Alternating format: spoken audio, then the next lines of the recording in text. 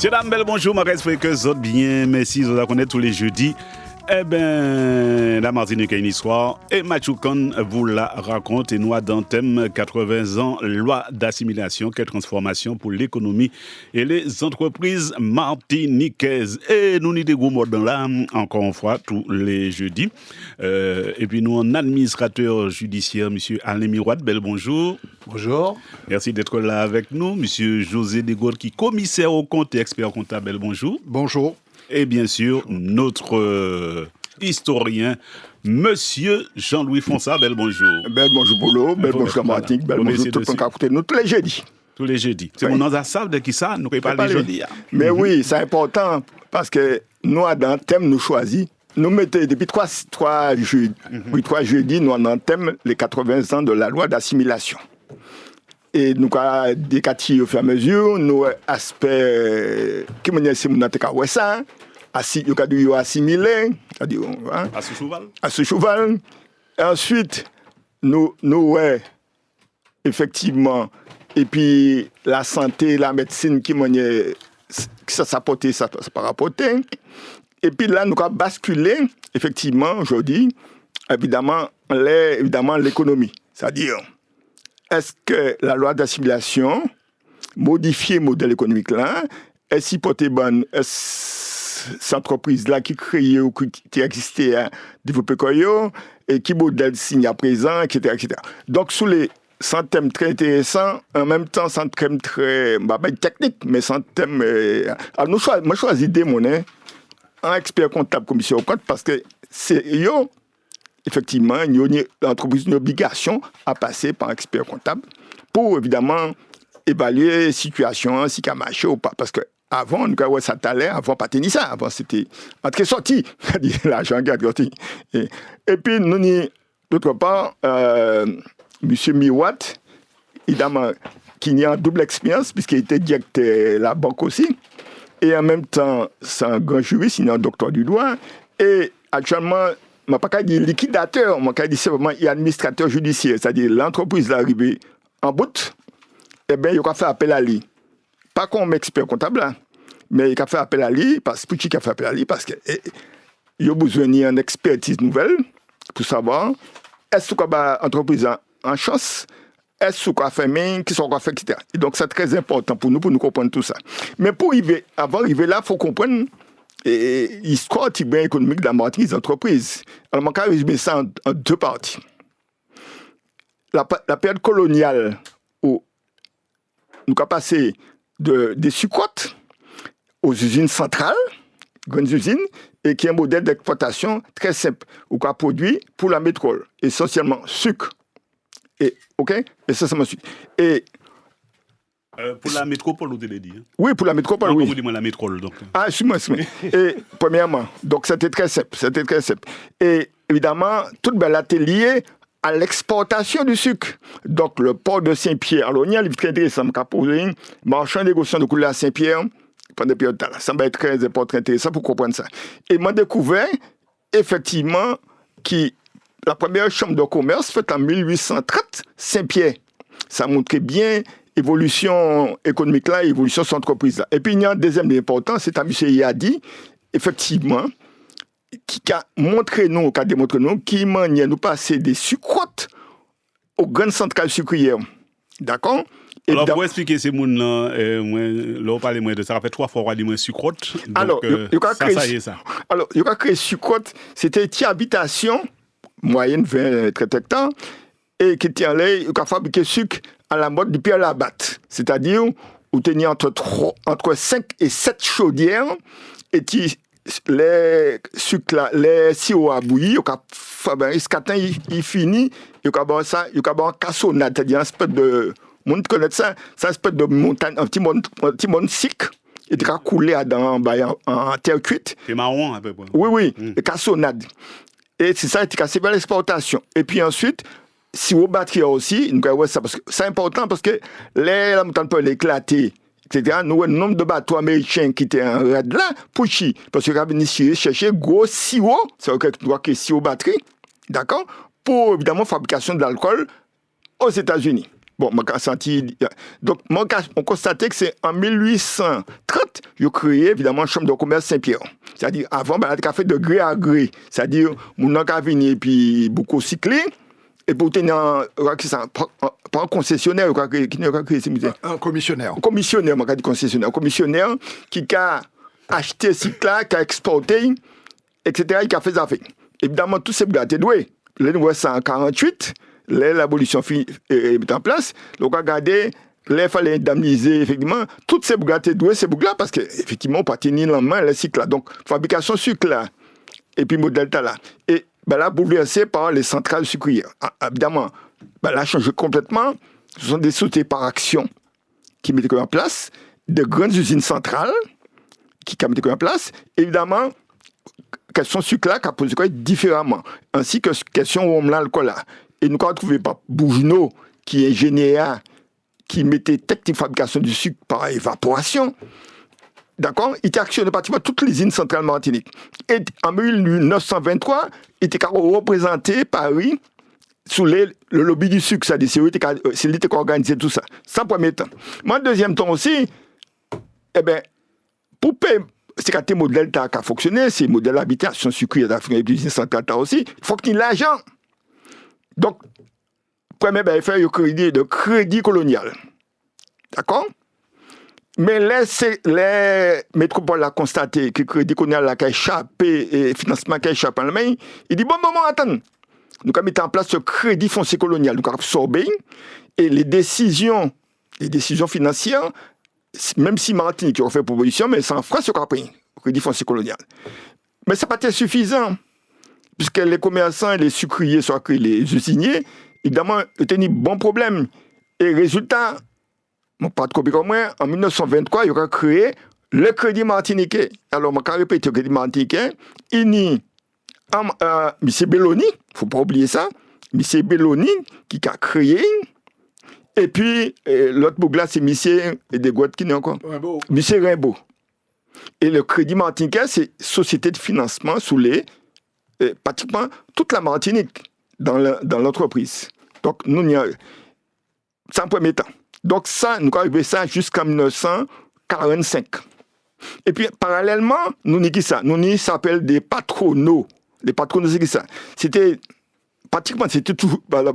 des libres qui étaient 2 ou 3, soit esclaves avant après l'esclavagisme, après c'est 2 ou 3 ouvriers qui étaient à vendre force de travail, Saint-Pierre, c'est eux qui ont poussé ces barques-là en mer, c'est eux aussi qui, dans l'agriculture, qui ont loué services, c'est eux aussi, sous les.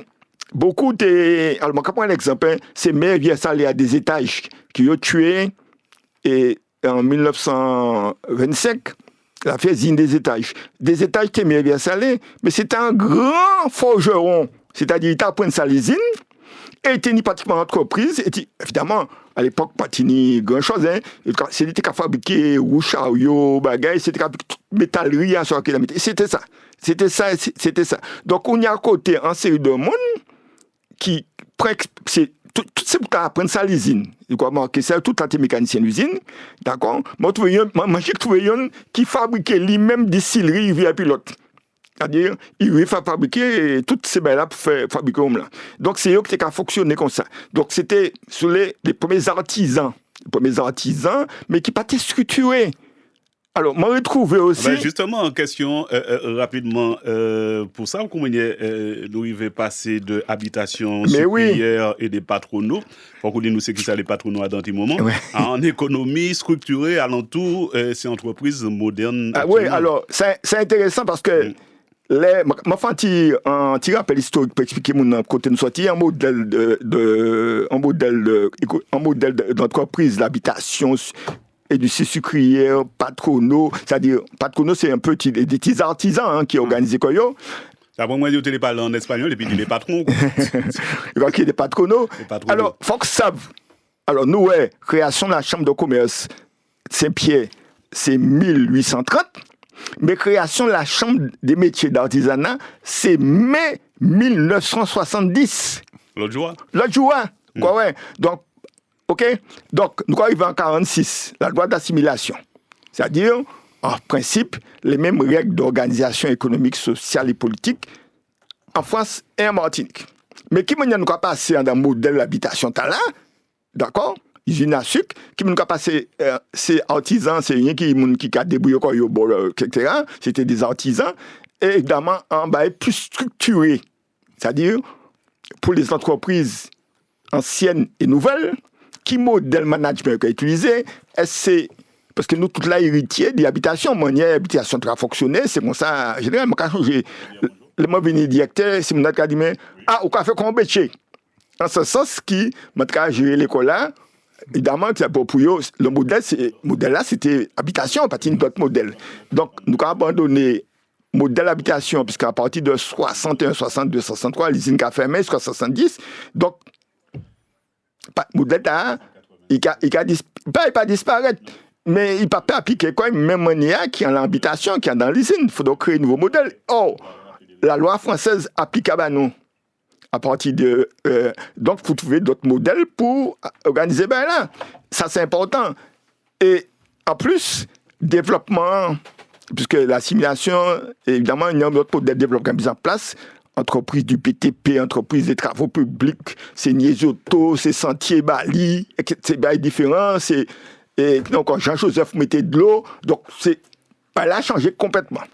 Et les artisans qui, en 70, qui ont organisé quoi, nous, c'est artisans noirs, c'est qui ça? C'est automobile, c'est carrossier, c'est maçon, c'est ceci, c'est cela. Mais il n'y a pas ni pièce d'expérience d'organisation du travail, ni de la formation. Et donc, si vous voulez, nous avons passé d'un système qui était lié effectivement à la colonisation telle que prévue dans la législation, enfin pas la législation, le code Colbert, c'est-à-dire la colonie ne doit produire ni un clou ni un fer à cheval, à une forme nouvelle, d'accord, d'économie, évidemment, les entreprises, évidemment, différentes. Et c'est ça, nous, actuellement, qui mène dans le cadre de l'assimilation, les entreprises là, différentes. Je dis vraiment différentes, même si ni séquelles culturelles. Alors, M. Miwat qui fait un livre en laissant, s'appelle La toponymie des entreprises. Typologique. Ma toponymie, c'est en géographie, ça, excusez-moi. Typologie d'entreprise. Et puis, il y a un camarade, un Guadeloupéen, qui est là, qui veut un livre, qui a fait, sur, évidemment, alors, il peut publier, il a créé la création de la valeur des entreprises dans la période de l'assimilation. Et c'est des débats bien différents. Donc, introduction était bien longue, mais pour bien situer cadre-là, pour bien situer qui ça nous capable de dire. Alors, là, peut-être qu'il y a un red qu'on a dit en français, waouh, mais écoutez bien, parce que nous avons nous respecter, si, là, entreprise sans produit social. On est effectivement d'un côté entrepreneur là, et pour ni salariat, etc., sans produit social. Il y a dans un cadre bien précis, ces cadres de législation aujourd'hui, la loi française, qui nous a appliqué tant le domaine social que le domaine économique. Alors, premièrement. Deuxièmement, dans le cadre d'assimilation, nous avons l'intervention de l'État plus importante. Alors qu'avant, c'est la colonie qui avait l'argent, mais l'État plus important. Et puis la décentralisation, nous avons effectivement aller encore plus loin, ce sont les collectivités organisées qui interviennent. Alors, M. Fonsa, je vais vous qui rôle M. Alain Miwad, qui est administrateur judiciaire. Ça, c'est un administrateur judiciaire. Bel bonjour, M. Miwad. Bonjour à tous et à chacun, à tous ceux qui nous écoutent.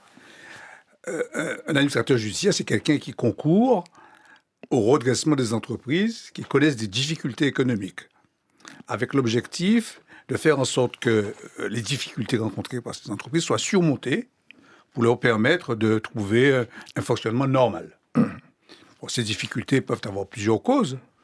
Des causes conjoncturelles, l'augmentation du pétrole, l'augmentation du crédit. Mais en tout état de cause, il faut, pendant cette période où l'entreprise sera placée sous le régime du redressement, trouver des solutions pour qu'elle retrouve un fonctionnement normal. C'est ça le métier d'administrateur judiciaire, et c'est pas celui du tout de proposer la liquidation. Son rôle, c'est justement, autant que faire se peut, de l'éviter. Mais effectivement, une question qu'a posée pour nous aller bien. Donc, c'est une application nouvelle depuis les lois d'assimilation. Est-ce qu'antérieurement, sous-substitut antérieurement, il y a une possibilité de Martinique? Alors non, je n'ai pas creusé cet aspect du problème, mais j'imagine qu'il y a toujours existé des procédures de régulation des difficultés des entreprises. Je pense qu'avant que ne soit modernisée la fonction d'administrateur judiciaire, avant même que je n'y accède, je sais qu'il existait des procédures de faillite, en tout cas des procédures qui sanctionnaient les dirigeants d'entreprises qui fonctionnaient mal. D'ailleurs, il faut que je précise, pour s'inscrire dans cette logique historique, que la notion de redressement des entreprises est une notion un peu moderne, puisqu'avant, un chef d'entreprise qui ne parvenait pas à mener son entreprise normalement était failli. Donc c'était une faute, et il n'existait pas donc de manière aussi sophistiquée qu'aujourd'hui de procédures organisées de redressement des entreprises pour les amener à retrouver un fonctionnement normal. En tout cas, c'est la dimension historique de mes connaissances. Avant mon cadeau, ça c'était à moi, je fait salir, je fait fermer, je fait ou pas d'accord avec moi, c'était ça l'époque qu'on va jouer. Alors, José... Nous y avons M. José Desgaulle, qui est commissaire au compte et expert comptable. Ça y est, ça. Mais, avant, je l'ai dit en bas pour Alain Miwat, parce qu'on connaît Alain Miwat depuis combien d'années. Et il est trop timide, les capalés. Ou pas seulement auxiliaire de justice. Parce qu'au cas où il constate dans des procès devant le tribunal de commerce. Mais ici, il y a l'autre facette à un métier, l'autre facette, c'est qu'il peut aider à titre de mandat, ceux qui ont un mandat ad hoc, et moun pas ça vient en mandat ad hoc, je parle sous son contrôle, et qui a aidé à régler en situation qui est compliquée, soit pour aller discuter puis des banquiers ou des créanciers, pour régler, mais ça c'est baillou pas qu'à ouais, ça pas qu'à passer au tribunal, ça qu'à passer derrière, et là, nous qu'à travailler, et puis parce que nous, ça va passer bouche en bas bras. Ah oui, bouche en bas bras. Nous sommes l'entreprise qui est en difficulté, mais nous bien comprendre ça qui difficulté l'entreprise là, il peut sauver. Eh ben nous qu'a dit, au lieu de déposer bilan et puis c'est le tribunal là qui a réglé ça de manière officielle, nous qu'a demandé le tribunal à nommer un mandataire ad hoc, nous faire un gros dossier et puis aller en fois. Donc nous qu'a collaboré ensemble. Il n'a pas qu'à collaborer, il est au tribunal d'ailleurs. Il m'a pas mis en pile dossier bureau qu'à aller au tribunal de commerce. Et voilà. Mais ça, c'est le premier baillement télédit. Deuxième baillement télédit, c'est que loi de 1946. On peut crier qu'on voulait, on peut dire c'est en loi d'assimilation. Non, c'est loi d'assimilation. Loi de départementalisation. Il y a un rapporteur, c'était Aimé Césaire. Il faut bien comprendre que tu as une revendication populaire pour essayer d'arriver à attraper un niveau de social plus élevé que c'était la misère ici. Tout le monde était dans la misère, enfin 95% de la population était dans la misère. Mais il y a besoin de ça d'ailleurs, c'est ça qu'ils ont demandé. Mais loi était ni danger aussi. Et puis, pour qui doit l'accepter? Mais danger, c'était qui ça? Vous dites ni danger, danger, c'était ni danger, c'est-à-dire nous pâter dorénavant, nous pâter nous-mêmes. Puisque d'autres mondes qui viennent réglementer, mener l'argent, mener bien social, mener, mais en même temps, nous t'écrapèdes, ça nous tenir nous-mêmes qu'à gérer bagaille nous. C'est ça qui arrivait. Le Conseil général, là, t'es nous sous contrôle du gouverneur, bien sûr, il était encadré, mais c'est lui qui a fait ça qui était ni pour faire l'école, pour faire tout ça. Là, il était ni l'argent, il était qu'à faire. Ici, pas ni l'argent, il n'a qu'à faire. Et en 46, c'était ni moins de 1000 lotos en Martinique. Aujourd'hui, on va un chiffre là définitif. Mais nous, quatrième pays, en 2027, nous, quatrième pays qui a roulé l'auto neuf dans le monde. Ah ouais. Ça sortit, hein. Et puis, au tenir, alors ça normal. Et nous, pas rappel l'auto ici. Et ça c'était normal, parce que tenir une petite chanson des cas passés, c'était au plus belle l'auto, c'est au plus belle madame, vous connaissez ça. Donc, c'est vous l'avez, t'es qu'à aller acheter le plus belle l'auto. Et Simca, à l'époque, non? Bon, pas ça. Et donc, Chevrolet. La loi de départementalisation 46 arrivait parce que nous tenions en conjonction et puis planète alignée, demande de la population, Césaire qui était d'accord pour faire un rapporteur, et De Gaulle qui dit, moi, je vais mettre ces colonies en département parce que mon palais doctrine Monroe appliquée en les territoires français. Doctrine Monroe, c'est-à-dire tout ça qui... Américain. Et donc, ça était sous-jacent. De Gaulle, j'étais levé des ordres depuis américain pendant la Deuxième Guerre mondiale. Et il était bien comprendre que peut-être que ça t'accueille passé mal. Donc, il dit non, mon cas fait en opération de départementalisation. Mon cas dit américain, ICA, c'est la France. ICA, c'est pas Paris. ICA, c'est bon. Alors après, au cas des lois d'assimilation, oui, c'est la conséquence de la départementalisation, puisque tout ça, nous qu'a fait là-bas, on fait presque tout ça, nous qu'a fait ICA. Alors, sur l'antériorité, il faut que les autres savent qu'avant 1848, Pateni saisit ici, donc Pateni, on ne pouvait pas saisir les commerçants, ils n'ont pas été contents, puisque Colomb, il est négatif. Vous savez, on a dit que pas de saisi. Alors, on va prendre un exemple, au cas travailler, et puis en commerçant, au cas livrer sucre bas, il cas vendre sucre là-bas, là, il bat au compte là, il trouvait 100 000 francs sucre, mais il payait bas 120 000. Ou 20 000. Ouais. Et où t'es en déficit dans les commerçants tout le temps, mais loi sur les saisies pas été appliquée. C'est décret d'abolition qui mettait possibilité de saisie dans les colonies françaises.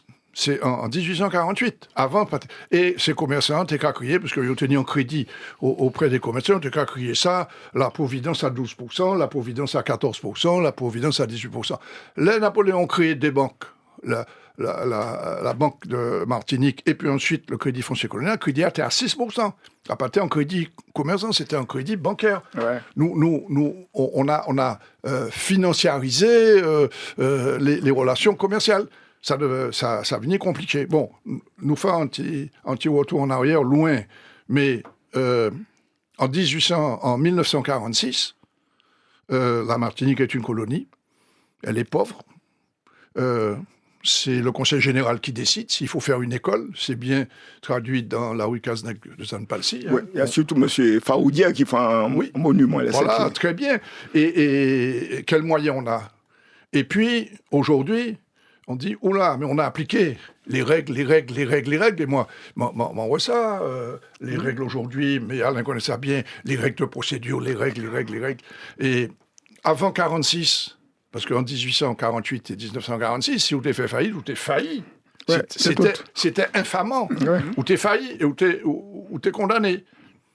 Après 1946, on est en période d'adaptation, puisque rien pas passé avant les lois de Bray, 1960. Ouais. De 1946 à 1960, rien n'a passé. Nous avons un qui est très révélateur, c'est qu'on prend salaire moyen Sainte-Lucie-Martinique 46, salaire moyen Sainte-Lucie-Martinique 1960, c'est pareil. Et puis, à partir de 1960, le salaire moyen Martinique est monté, le salaire et à la fin, on a décoché complètement. Mais aujourd'hui, on n'est plus failli. Aujourd'hui, on se place sous la protection du tribunal de commerce. C'est un acte, mais gestion politique qui dit que c'est un acte de bonne gestion. Oui, d'aller. Alors, on va faire n'importe qui ça dans les affaires, puis on va faire un acte de bonne gestion. Mais on dit, c'est bien ça, Alain, qu'on vient se placer sous la protection du tribunal de commerce. Et ça, c'est parce que c'est la loi d'assimilation. Alors, la loi de mars 46, c'est la loi d'assimilation. C'est comme ça que c'est présenté. Oui. D'accord? Oui. Et cadre là, c'est quoi? C'est le cadre de l'article 73, c'est-à-dire le département. C'est comme ça qu'il a fonctionné. Donc, alors, c'est intéressant parce que, on peut dire, entre 46 et 59, 60, pas de ni grand changement, qu'on a dit, pas ni grand changement. Ah, si, il y a eu un changement en 59, 1959? Ouais. Ah, mais j'arrivais. Ah ouais. Le monde a changé. Bah oui, le monde a changé, j'arrive en 1959. Pas de grand changement, mais... Et en 62, il est allé acheter la plus belle voiture. Ouais. Pas de grand changement, Polo. Mais il y a un changement réel, c'est que les lois sur les impôts, etc., quand rentré en Martinique, c'est-à-dire, il faut appliquer, nous, ça qui est applicable en France. Mais ça nous a besoin, il faut appliquer. Alors, deux raisons. Première raison, pas de raison, enfin, il y a une loi très simple.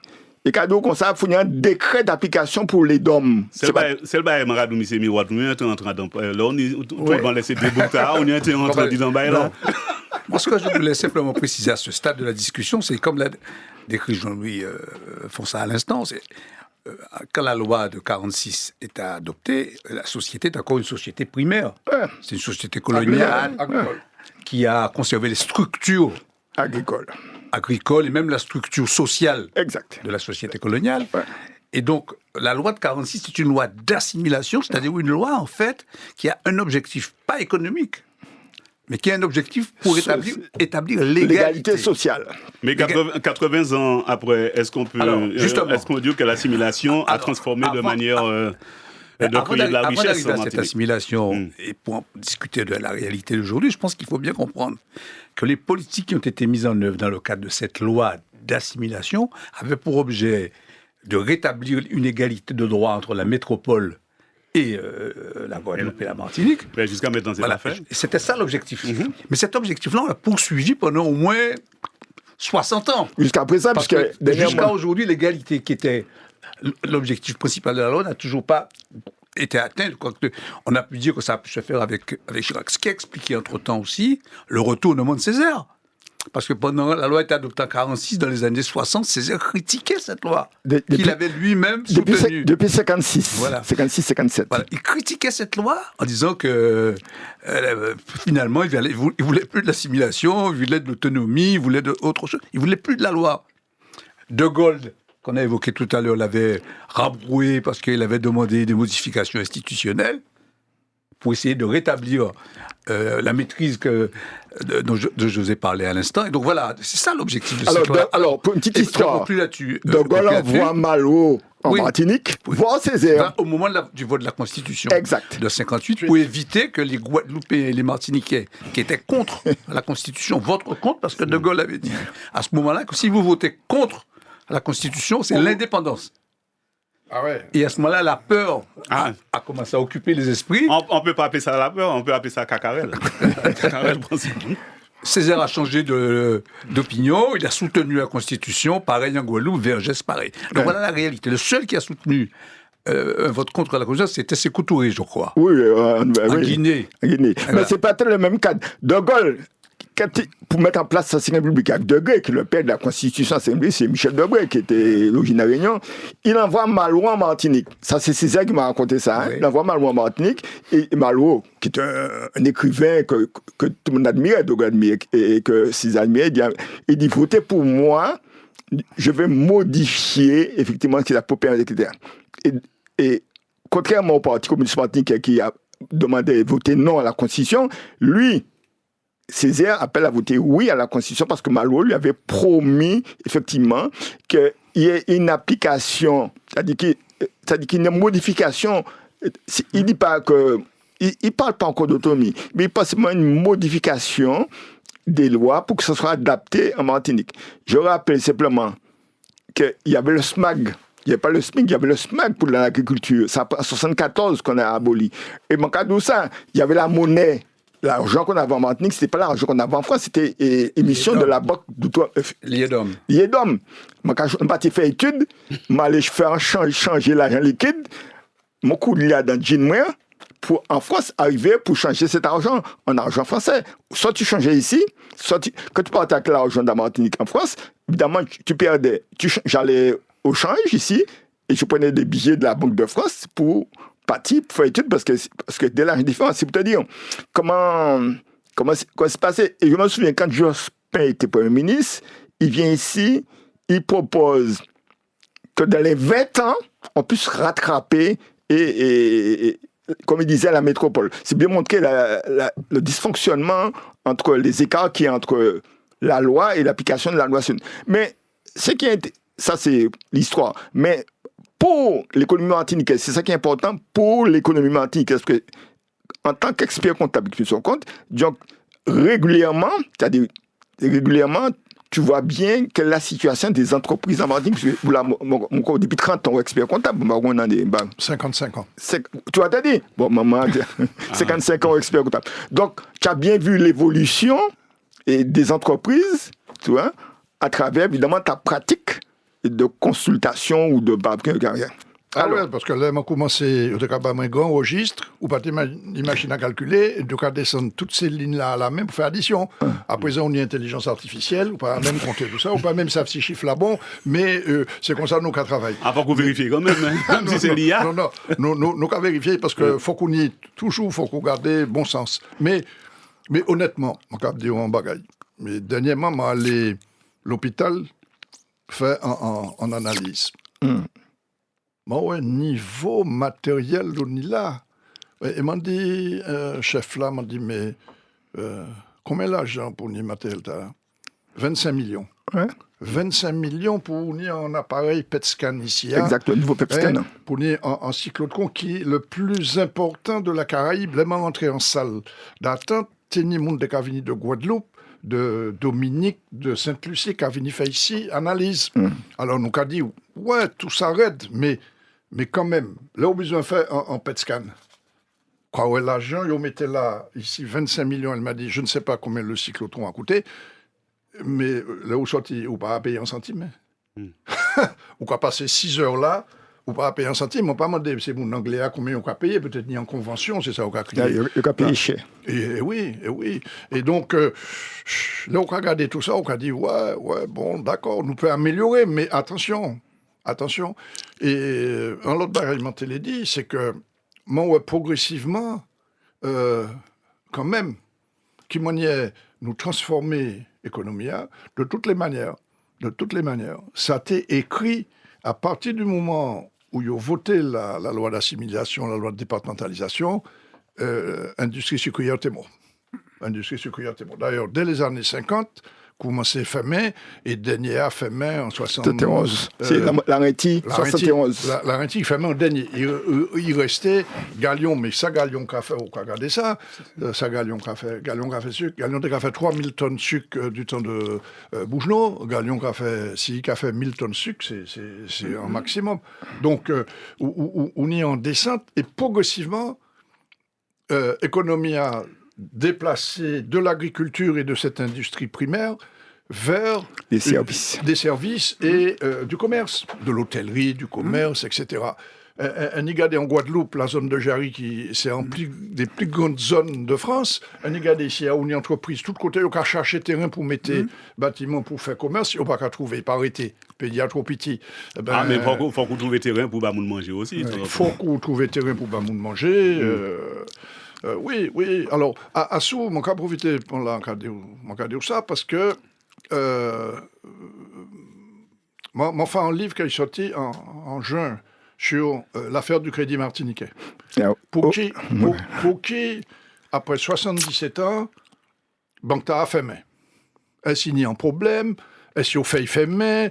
Tout ça, c'est intéressant pour garder, en tout cas, tout pouvoir bancaire là, viré déplacé à Paris. Ah ben on va lire dans l'esprit, parce que moi, j'ai une question basote, comment expliquer justement passage crédit colonial là à des structures locales, comme tel crédit artisanal, ouvrier, coopératif, et actuellement aux grandes banques françaises et européennes. Alors, bon, je ne peux pas expliquer directement, mais il faut pour expliquer la situation actuelle et les évolutions qui sont intervenues, il faut bien comprendre comment la loi d'assimilation a été appliquée.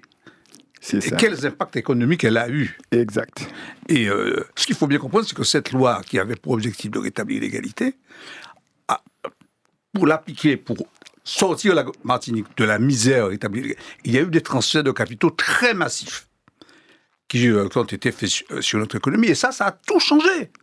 Ça a provoqué une augmentation du niveau de vie, une augmentation des importations, puisque le besoin de consommation ne pouvait être satisfait par des productions locales. Ça n'existait pas. Ça a provoqué. Ça a modifié, ça a transporté la main-d'œuvre primaire vers d'autres secteurs qui se mettaient en place, c'est-à-dire le secteur tertiaire aujourd'hui, le service. Bon, ça a modifié le prix des terrains, ça a tout modifié. Mais les secteurs les plus impactés, ça a été, comme l'a dit José tout à l'heure, et Jean-Louis, il y a quelques minutes, ça a été l'agriculture. Où là, par exemple, il y a de grosses migrations qui étaient organisées, les usines ont fermé, voilà. Donc ça a eu un impact considérable. Et comme ça, derrière l'application de cette loi, derrière, c'est un peu ce que je dis peut-être un peu brutalement, c'était sauf qu'il peut, du point de vue économique, chacun s'est organisé un peu comme on pouvait pour... COITP.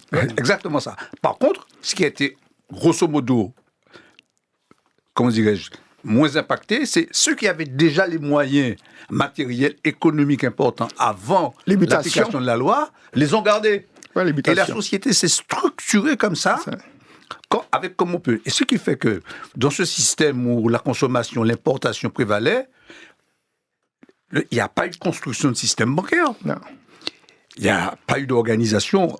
Et c'est comme ça qu'ont émergé un certain nombre de ce qu'on appelle des tontines, qui petit à petit, avec le temps, se sont structurés pour devenir les établissements qui ont été cités tout à l'heure, crédit artisanal, crédit coopératif. Alors, je ne sais pas, mais je pense même le crédit martiniquais. Oui, justement, j'ai une question là-dessus. Tout son essence dans cette espèce de logique. Est-ce que les dispositifs comme Sodemas, c'est comme ça qu'on appelait ça avant, Sodemas et le crédit martiniquais, est-ce qu'ils ont joué un rôle structurant ou transitoire? Alors, le crédit martiniquais, c'est février 1922. Et la personne qui est à la manœuvre, en dehors des industriels qui disent, à la suite de mise en faillite de 6 ou 7 usines à sucre en Martinique et Guadeloupe par le Crédit foncier colonial, parce que les sucres en bateau étaient restés aux Açores à la suite d'une tempête, n'étaient pas arrivés à temps. Ils ont dit, mais non, mais nous pas fait décision qu'on prend à Paris, on mettait moun en faillite, c'est pas normal, mettez ces entreprises en faillite. Donc, ils ont dit, faut que nous n'y en banque ici pour nous saper au plus près des intérêts des voilà. Et on est un groupe industriel, nous citons Rimbaud, Emmanuel Rimbaud qui était représentant parti gaulliste en Martinique pendant la Deuxième Guerre mondiale, on y Théodore Belloni qui était né en magasin commerce, en est de proche, tout près ici, et puis en l'usine à Moni, qui était plus grand vendeur de rhum en Martinique, là ont commencé activité. Et puis d'autres qui étaient... Mais surtout, il était Gustave Alizard, qui était un ancien directeur de la Banque de Martinique, donc c'était en Michel, comme un technicien, qui était professionnel. C'est lui qui fait en annonce en février 1922. On y annonce là, on y tout ça. Il y a les affranchis de décisions qui n'étaient prises ici. Alors que d'autres, c'est pas comme ça arrivait. Mais nous tenions un tissu... et des gens qui te connaissent, ça l'aurait besoin, ça Grand-Rivière besoin, ça, etc. Il y a qu'à marcher la main dans la main aussi, et puis Conseil général. Donc tout ça, t'es qu'à fait, parce que pouvoir là, t'es ici. Bon, mais là, on est en économie, on a 2 activités qui sont indispensables. Si on n'a pas d'activité, ou pas qu'à faire économie, il faut qu'on y en banque, il faut qu'on y en assurance. Or, les banques, ils étaient loin, donc ils mettaient les banques tout près de Mounicia, Crédit Martiniquais, Crédit Artisanal et tout. Et puis, assurance, c'était ni Mounici, mais ils étaient agents, pas ni compagnie assurance. Et moi, par exemple, ici, à tout près ici, à Téni, en assurance, on a crié Deleuze. Deleuze, c'était agent en compagnie assurance française. L'aide de partir à la retraite, l'assurance l'a racheté portefeuille-là et créé ici GFA Caraïbes. Et c'est en compagnie assurance, c'est plus Deleuze ici qui a dirigé là. Deleuze, il tenait un département soins et santé avant même la sécurité sociale rentrée. Deleuze assureur tenait un compartiment assurance et santé. Il était qu'à moyennant une cotisation, il aurait payé aspect de mutuelle. Et il tenait un mot qui était responsable d'ici de crier Georges Marie. Georges Marie, c'est à la création de la sécurité sociale ici. Exactement. Quand ça fait, il dit mais nous ça fait ça, nous ni fichiers, nous ni tout ça, c'est ça nous qu'a fait. Oui, ça s'organise ça parce que la chose elle crée ça paritaire, pas directeur, il pas une structure. Non. Et c'est Marie effectivement. Bon, moi, tout ça, c'est M. Marie. Georges Marie qui sur des encore obéir, etc. Ensuite, tu organises quoi, j'étais là dans un syndicat, etc. C'était là, Mais m'a interrogé en témoin époque là. Il dit moi en 46, nous avons fini départementalisation, loi d'assimilation. Bon, mais la sécurité sociale finit vraiment effective En 1960. Oui. C'est-à-dire, on y 14 ans qui passaient, loi appliquée, mais personne ne va appliquer. Parce que ici, c'est comme ça. Nous pas habitués ni règles comme ça. Mon qui dit nous, mais comment il faut m'en payer en bas, mon gars. On est obligé de faire ça. Ah, mais non, parce que ça. Mais oui, mais c'est quand il est intéressant, un jour, nous avons fait débat, mais on devant le débat dans ce journal-là, le journal la CGT, qui était là, vous voyez que c'est avec justice, et il fallait être gourmet pour. Appliquer. Parce que d'un côté, usinier, patron, quand je prends l'argent, quand il me salaire, l'autre côté, il dit, ouais, mais moi, la journée, si on prend salaire, moi, qui m'en a gagné? C'est un combat extraordinaire. Ça, c'est un premier bail. Mais un deuxième bail aussi qui est important, c'est les allocations familiales. Oui, deuxième. CAF et allocations familiales. C'est un bail extraordinaire. Tu vas venir en commune payer ces monnaies en liquide. Et c'est-à-dire, dans ces campagnes-là, l'argent commence à rentrer. C'est ça. La poste qui amène l'argent, c'est ça. On ne passe pas à bail. Je peux, c'est-à-dire, tu vas mettre en bagaille. Et la caisse d'allocation familiale qui a venu tel jour dans la commune pour payer mon compte. Pour nous venir, toucher là, mais nous ne pas savoir qui c'est. Et en plus, et parce que tout l'argent était au FASO. Le FASO, c'est une caisse particulière pour qui ça. Je crois que c'est nous pas ça gérer l'argent. Donc, FASO, c'est pour permettre les cantines fonctionner. C'est-à-dire, je tirais 174. En 174, tirer FASO. Mais c'était ça qu'on savait à rouler, Polo. Donc, en résumé, c'est est très important. L'application de la loi, l'assimilation, entre 46 et 60, pratiquement inexistante. Ça, c'est impôt nouveau. Pourquoi impôt nouveau? Alors, moi, j'explique pourquoi. Parce que avant, les enseignants étaient payés par soit la commune pour le primaire, soit le conseil général pour le secondaire. Bon, pas de grand-chose, c'était deux lycées. Donc, le pensionnat colonial et puis lycée Chalchère, donc pas de grand-chose. Et à partir de 1946, effectivement, ou quoi que ça, l'école venue publique laïque obligatoire. Avant 1946, c'est pas obligatoire. Donc, je recrute un lot enseignant. Et au premier là, c'est la grève là pour les 40%.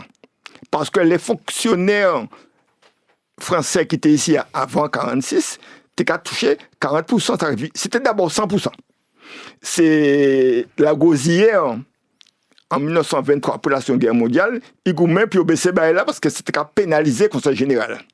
Parce que non seulement c'était 100%, mais c'était congé tous les 2 ans. Bonifié tous les 2 ans. Ouais. Et en 46, 47, 40, là, ils mettaient en place. Et congé bonifié, c'est pas pour ces gens qui étaient carrément en France. Non, c'est ici à démarrer. C'est ici à démarrer. Et on regarde les côtés. En France? Mais pas les Martiniques. Il y a enfin, Tignon des Martiniques. Ah, d'accord, on va parler de. Ah, d'accord. Oui, Tignon des Martiniques qui était fonctionnaire, mais en gros, 80% pour l'enseignement, c'était uniquement le trafic venir de France. Effectivement. Et c'est le Conseil général qui a payé tout ça. Polo. C'est ça qui est important.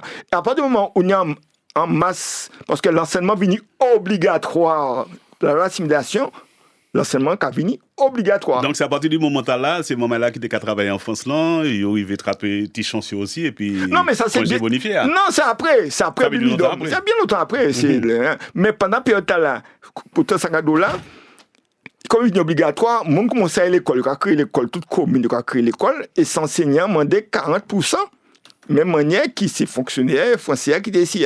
C'est le premier bail là. Mais aussi 40% entraînent aussi impôt. Moun commence à payer impôt. Ou quand on a bouclé, on a changé ça. Jusqu'à maintenant, on est puis vous avez fait tort là. Oui, notamment. Vous avez déclaration. Non, mais comment la retraite est automatique. Pas de problème là ça. C'est jusqu'à qui temps, on va même songer. Au mois de juin. 5 juin. 5 juin. Ah ben, nous n'y temps. Nous en avril. Et donc, moun commence... 5 juin 2026. Hein. Donc, Polo, moun commence à payer impôt. Moun a commencé à roucler, parce que il a commencé à roucler, parce que il a payé impôt. Ça, c'est important. Et comme il a payé impôt, c'est-à-dire, il a appliqué la loi, non pas de manière, comme il a dit, mais il a des codes cadres comme ça, pendant 14 ans, difficulté pour appliquer la loi, mais pour l'argent réparti, il est automatique. Avant de mon fonctionnaire, ça c'est important. C'est le premier bien qui est important. Mais le deuxième important aussi, c'est que comme les usines n'ont qu'à faire, il faudra chercher travail. C'est ce qu'a fait. Il a quitté en commune et il a allé en ville. C'est-à-dire, autour de Fort-de-France, etc. On y a créé les zones Volga, etc. Tout le monde a cherché travail. Mais troisièmement, maman, parce que nous avons un transport là, maman est là, qu'est-ce qu'elle a ça fait? Il a pris un permis, il a acheté un petit loto. En mobilette. D'abord. Il a acheté en mobilette. D'abord. En Solex. En Solex. En mobilette. En Guadeloupe. Je crois que c'est en Guadeloupe. Il a acheté un loto, puis il a fait tomber les verres, transporteur. Là, moi, à l'école, moi, quand je faisais ça, au départ, moi, quand je taxi pays, ça, c'est grand bagaille là. Le père Rosine vient pilote, et puis ensuite, nous, ni taxi. C'est pas ni rien là. Taxi, pas ni taxi là, c'est pour arrêter. Et déposer côté site, déposez-moi là. Tomber levé. Tomber levé. Et bien, c'est pour ça que l'école, mais quand paye 3 francs 15, moi à l'école, le samedi, ou quand il veut plus bonnet. Quand il veut plus bonnet, parce que taxi payé, c'était 3 heures de temps. Hein. Vous connaissez ça? C'était 3 heures de temps. Hein. C'est-à-dire, le samedi, il parti à 11h30 midi, ou quand il veut à 4h. Et le lundi bon matin pour aller à l'école. Ah, vous m'avez allé à Beaumille. Non. Et le lundi matin, il va à l'école, pour l'eau. Ou quand il va à 4h du matin, ou à 6 là, pour arriver à 8h. Alors, arriver à 8h, c'était bon, on devait arriver là. La commission? Même pas. Le nord, c'est la commission, mais nous, on devait arriver bon là, ça bonne. Ouais. Et pourquoi après ça courir, il faut traverser Pont-Guédon pour monter l'internat. Passer devant Mazebo. Pour acheter des pains au chocolat. Pain au chocolat. C'est dommage, il pas là toujours. Pain au chocolat, c'est gros, c'est ça. Pâté aussi, il est venu tout petit. Je vais compléter ça, Jean-Louis Vinidi, parce que le samedi, nous avons été prêcheurs. Le samedi, je vais descendre à 2h à la Commission, je vais prendre un bus international. Puis Charpentier ici a rangé Benla, tout ça, mettez banquette, tout ça. En bus, M. Constantin. Et 2h30, nous sommes partis la Croix-Mission. 6h30, il a déposé mon péché. Nous fait 4 heures pour monter, pour arriver, pour faire... Pour pas monter mon table. Non, mais sûr. Et puis, en principe, il y a un roche dans l'autre jour pour l'eau dans mon là, pour mettre roche là pour y décoller à l'école. Non, mais c'est pas ça. C'est que bus là peut partir, puis 40 personnes ou bien 60 personnes, ils pas savent. Puisqu'il a dit serré. Tout le monde a serré pour.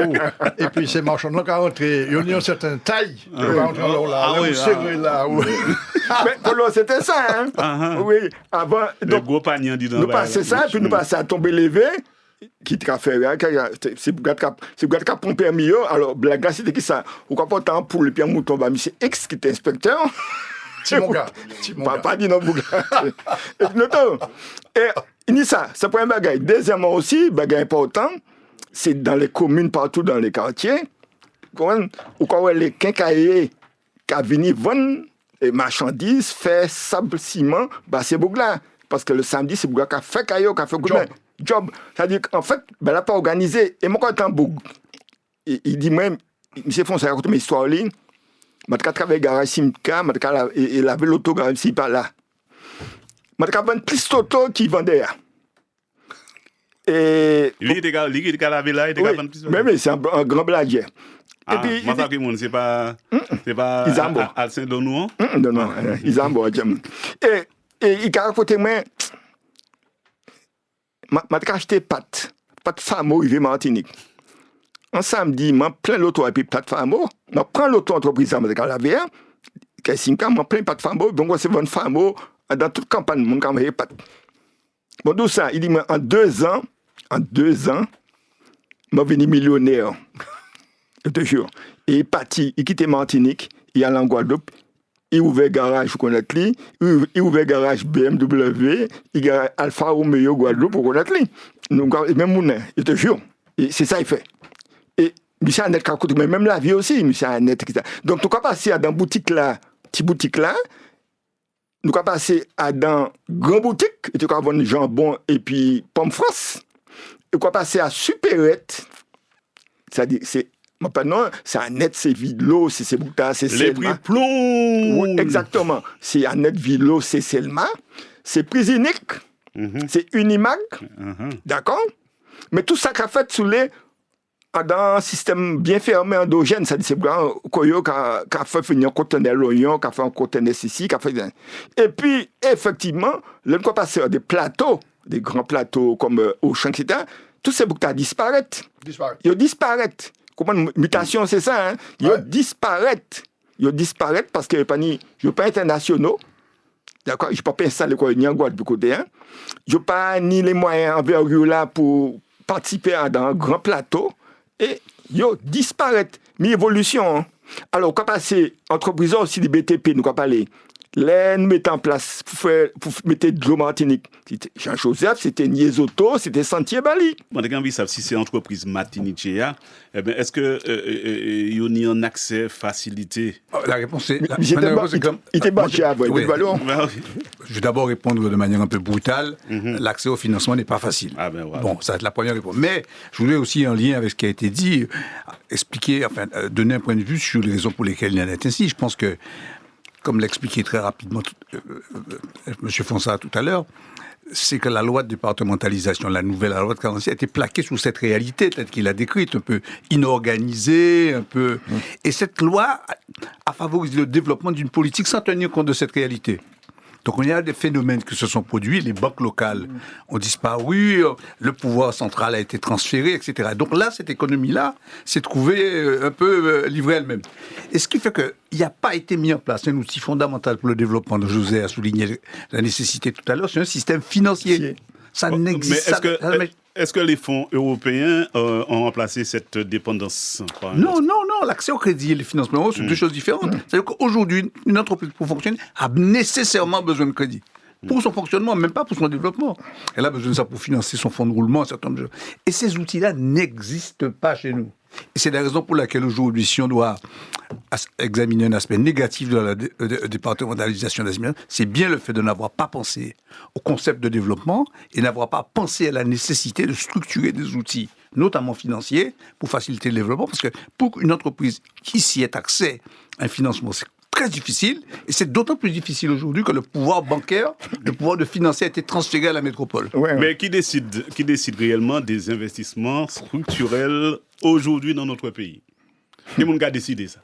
Alors, les investissements structurels, c'est la gouvernance. Les investissements structurels, si vous les faites en barrage qu'on l'a Manzo, qu'on y a fait il y a 50 ans, c'est forcément la gouvernance. Cardine, nous avons fait un deuxième barrage, Montpassave, Sainte-Luce, Sainte-Anne, etc. Ça, c'est des investissements structurants. C'est-à-dire, à partir du moment où vous mettez un investissement structurant, alentour investissement structurant, il y a une entreprise qui a dit « Ah, mais si m'en mettez ça, ça caille marcher. Si vous faites un investissement structurel à Saint-Pierre, ou qu'on mettez en appontement pour faire finir bateau de touristes, forcément, au Kenya, restaurant qui est monté, au Kenya, tout ça. Mais un restaurant qui est mis là, si on pas mettre un investissement structurant, ou ni des investissements structurants, c'est l'autorité, l'autorité politique, l'aménagement du territoire. Ce que je voulais simplement dire, c'est qu'effectivement, on peut parler d'investissement structurant. Bon, pour moi, l'investissement structurant, c'est un investissement qui est en lien avec les préoccupations de la population et la nécessité d'organiser un développement futur. C'est ça. Cette perspective-là, aujourd'hui, personne ne l'a. Même si nous décentralisons. Voilà. Alors, on fait des investissements de nécessité, oui. Mais les investissements que j'appelle structurants, qui sont les investissements, comme je viens d'indiquer, stratégiques, sincèrement, je pense que... Ou politiques. Les deux sont liés, c'est une politique. Alors, l'exemple, c'est la Dominique. Hein. Les Chinois ont fait quoi? Qu'est-ce qu'ils font les Chinois à Dominique? Nous avons bientôt... Maintenant, quand les Dominicains, qui me connaissent bien, ils disent... Ils ont colonisé la Dominique. Jean-Louis, nous avons des touristes américains et canadiens visiter la Martinique en bateau. C'est nous qui avons deux fois moins cher. C'est ça qu'il m'a dit, comme ça. La Dominique, qu'est-ce qu'ils font? Un aéroport international des Chinois. J'ai beaucoup de questions à vous poser. En vrai, comment a évolué la typologie des entreprises sous l'assimilation? TPM, PME, grandes entreprises. Rapporte le restant. Les entreprises locales ont-elles gagné en autonomie ou en fragilité? Et y a-t-il encore une spécificité? Je répète, une spécificité à martiniquaise dans la manière d'entreprendre. Oui. Et quelle transformation majeure observez-vous dans la création et la pérennisation des entreprises? Parce qu'il y en a beaucoup qui disparaissent à peine nés, parfois ils sont morts-nés. Oui. Alors, si c'est en lien, toujours, parce que aujourd'hui, on voit les spécificités d'aujourd'hui. Si on les examine sans les contextualiser l'environnement, on va se retrouver avec avec, comment dirais-je, en soulignant le particularisme de nos entreprises. Or, moi, je prétends qu'en contextualisant, c'est qu'on est dans un environnement qui a été modifié par la loi de départementalisation. C'était une loi qui avait pour objectif d'organiser l'égalité, pas à proprement parler, organiser un développement économique.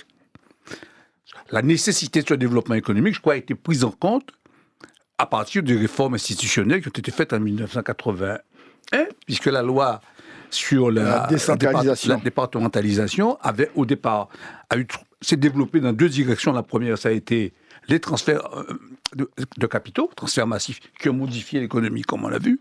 Ensuite, il y a eu le bibidome pour régler les problèmes de chômage, on appelle ça encore, de surpopulation, etc. Et on arrivait à peu près à avoir les problèmes de développement, se préoccuper de ça à partir des lois de décentralisation. Bon. Et dans ce cadre-là, les outils pour soutenir réellement les entreprises n'ont pas été mis en place. Il y a des aides qui se sont développées, qui ont produit des effets pervers, notamment avec la défiscalisation, mais on n'a jamais eu d'outils à la fois pour organiser le développement. Donc, ce qui fait que parler d'évolution, pour moi, c'est un peu compliqué. On voit des adaptations qui se font, mais les entreprises sont dans un environnement un peu compliqué, en ce sens qu'il n'y a pas de capitaux, par exemple, pour organiser ce que j'appelle leur croissance. Parce qu'une entreprise qui se développe, elle a besoin d'argent à tous les moments. À mon avis. Elle a besoin d'argent à tous les stades de son développement, pour ses capitaux propres, pour son fonds de roulement. Et ça, on n'a pas. Et donc, comment ça se passe, finalement? Et ça pose un autre effet pervers. On aboutit à un phénomène de concentration, parce que si vous voulez élargir vos parts de marché, améliorer votre rentabilité, vous êtes obligé de faire disparaître les autres. Ce n'est qu'au prix de la création de monopoles que vous avez arrivé à avoir des entreprises qui fonctionnent sur ce marché. Est-ce qu'il y a des différences entre justement nos entreprises locales et celles qui sont adossées à des groupes extérieurs? Alors oui, c'est ça. Celles qui sont adossées à des groupes extérieurs sont plus puissantes que celles qui sont... endogènes, c'est différent. Voilà, c'est une évidence. Et c'est la raison pour laquelle notre économie ici, en ce moment, aboutit à une structuration très particulière. Ici, vous aurez des entreprises locales seront des entreprises de services, c'est-à-dire des entreprises qui ne peuvent pas être délocalisées, mais tout ce qui est dans le secteur marchand, qui est susceptible d'être livré à la concurrence, des entreprises d'ailleurs, soit les rachètent, en tout cas peuvent intervenir sur ce marché-là. Et donc on a une économie qui a évolué dans ce sens d'un partage entre l'économie de service et l'économie, je crois que j'ai entre guillemets, pour que tout le monde comprenne, l'économie marchande, qui celle-là, de plus en plus, est concentrée entre les mains de gens qui ont soit les moyens de financer, de se financer par le biais de monopoles ou d'autres moyens, ou adossés à des entreprises externes. Donc c'est ça la situation économique que nous avons. Puis maintenant, la gestion de ces entreprises dans cet environnement un peu compliqué qu'on a. Sans oublier que ces entreprises sont devenues de véritables acteurs sociaux. C'est un devoir aujourd'hui. C'est un devoir, c'est important. Une entreprise ici, pas ni salarié. Alors, je prends un exemple simple pour vous montrer un peu la réalité qui caractérise bien la difficulté. C'est le sort de Air Antilles. Il n'y a pas un seul responsable économique ici qui va vous dire que Air Antilles n'est pas nécessaire à notre économie. Tout le monde se plaint de l'absence de concurrence, d'une manière générale, mais singulièrement sur le domaine aérien, parce que je signale qu'aujourd'hui, pour la Guadeloupe, c'est 500 € le billet. Tout le monde se plaint de ça. Donc c'est une nécessité à la fois économique, politique, sociale. Il y avait 116 emplois. Et pourtant, on n'a pas réussi à sauver le malade. On n'a pas réussi à mener la politique nécessaire pour faire en sorte que cette entreprise soit en capacité d'assumer. Et c'est dû à quoi, ça? À mon avis, justement, c'est un peu ce qu'on disait avec José tout à l'heure. Moi, je pense que c'est en raison de notre incapacité ici à disposer d'un outil financier qui nous permettent de concentrer les capitaux dont l'économie a besoin pour faire fonctionner les outils et les entreprises dont on a besoin de manière absolument nécessaire. Et ça traduit bien, à mon avis, les difficultés auxquelles l'ensemble de notre pays est confronté aujourd'hui. On a des nécessités qu'il faut financer, mais on n'y arrive pas. Donc voilà, à mon avis, comment se caractérise la situation au travers de l'évolution de la loi de... Et toi, José, quelle est ton opinion? L'exemple, c'est le Crédit Martiniquais. Non, mais l'exemple du Crédit Martiniquais, c'est... on avait une volonté politique de l'adosser. Bon, c'était évident, puisque c'était en discussion depuis plusieurs années. Il y avait des politiques qui n'étaient pas d'accord. Un gars comme Lionel Jospin trouvait plutôt que c'était mieux que la banque soit proche des réalités, justement pour peut-être pouvoir mieux penser un développement économique en fonction des réalités que cette banque connaissait. Ouais. Mais il était à peu près le seul, parce qu'à partir du moment où vous avez donné le pouvoir à une autorité, il va concentrer le pouvoir entre ses mains. Il va dire « Non, je prends tout. » On a vu, il y a eu des disparitions par Martinique seulement. Toutes les petites banques régionales françaises ont disparu. Oui. Elles ont été adossées. Donc il y avait une volonté d'État. Mais alors aujourd'hui, qu'est-ce qu'on a dans le crédit? C'est un parcours du combattant, c'est ce qu'a dit Alain Miwat. Mais moun qui gère l'argent, il n'y a pas de problème. Moun qui gère l'argent, entreprise là bien gérée, structurée, il y a dégager résultats et tout, qui allait au banquier a dit oui, il n'y a pas de problème. Moi, besoin de faire un entrepôt à Rivière-Salée pour m'en développer, pour m'en localiser la marchandise plus près de clients, pour éviter des déplacements et tout. Combien l'argent? Ben oui, ok, nous avons discuté toi, nous avons discuté durée, est-ce que c'est 10 ans, 12 ans, 15 ans, etc. Mais pas de problème, puisque ils savent, ils peuvent prêter l'argent. Mais moun qui n'est pas une structure, c'est là, nous manquons peut-être un organisme d'aide de caution qui dit, ouais, je pas qu'à cautionner tout, mais mon peut prendre en caution à 50%, à sous 100 000, 200 000, 300 000 euros. Et mon cas aider moun là, et mon cas aider la banque aussi à dire, ok, prêter l'argent, moun, peut-être, on l'a aidé aujourd'hui, dans 10 ans, on a trouvé, il a monté 3 commerces. Donc, il a fait salaire, il a fait tout ça. Donc, tout ça, ça pas organisé.